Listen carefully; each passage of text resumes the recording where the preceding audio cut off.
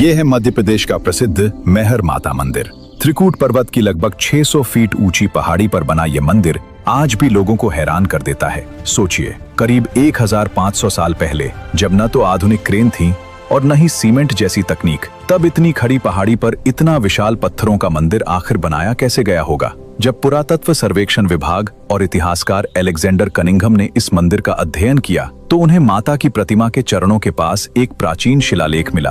ये शिलालेख देवनागरी लिपि में लिखा हुआ था और इसमें मंदिर से जुड़ी एक स्पष्ट तारीख दर्ज थी। इस पर लिखा था शक संवत 424 और विक्रम संवत 559, यानी लगभग 502 ईस्वी। कहा जाता है कि नपुल देव नाम के एक भक्त ने यहाँ मंदिर का पहला प्रमाणित ढांचा बनवाया और साथ ही भगवान नरसिंह की मूर्ति स्थापित करवाई। अगर इस मंदिर की वास्तुकला को देखें तो ये पूरी तरह नागर शैली में निर्मित है, लेकिन असली चुनौती थी इतनी ऊंचाई पर खड़ी पहाड़ी इतने भारी मंदिर का भार कैसे संभालेगी।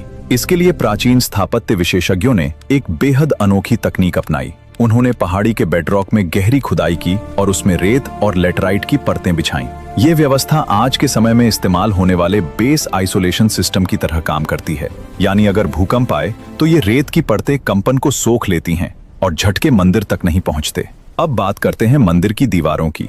यहाँ पत्थरों को जोड़ने के लिए ड्राई स्टोन इंटरलॉकिंग तकनीक का इस्तेमाल किया गया है। पत्थरों को टंग और ग्रूव सिस्टम से इस तरह जोड़ा गया कि उनमें हल्की लचीलापन बना रहे। इसी वजह से पूरा भार संतुलित तरीके से वितरित होता है और मंदिर एक ठोस पहाड़ की तरह स्थिर रहता है। अब मंदिर के शिखर पर नजर डालें। इसे बनाने के लिए कॉर्बलिंग तकनीक अपनाई गई है।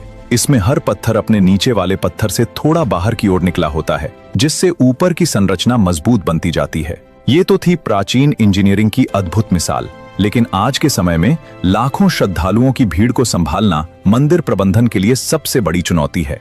इसी कारण पूरे परिसर को आधुनिक सुविधाओं से भी जोड़ा गया है। पहाड़ी तक पहुंचने के लिए 1063 सीढ़ियां बनाई गई हैं। इसके साथ ही यहाँ एक आधुनिक मोनो केबल डिटैचेबल रोपवे भी लगाया गया है। इस की क्षमता लगभग हर घंटे 800 लोगों को ऊपर पहुंचाने की है। मंदिर परिसर में भी भीड़ को व्यवस्थित रखने के लिए QR कोड टिकटिंग सिस्टम और लगभग 9 फीट चौड़े कवर वॉकवे बनाए गए हैं। लेकिन ये मंदिर सिर्फ इंजीनियरिंग का चमत्कार ही नहीं है, यह अटूट आस्था का प्रतीक भी है। कहा जाता है कि 12वीं सदी के वीर योद्धा आल्हा ने यहीं पर 12 वर्षों तक कठोर तपस्या की थी। मान्यता है कि मां शारदा ने प्रसन्न होकर उन्हें अमर होने का वरदान दिया।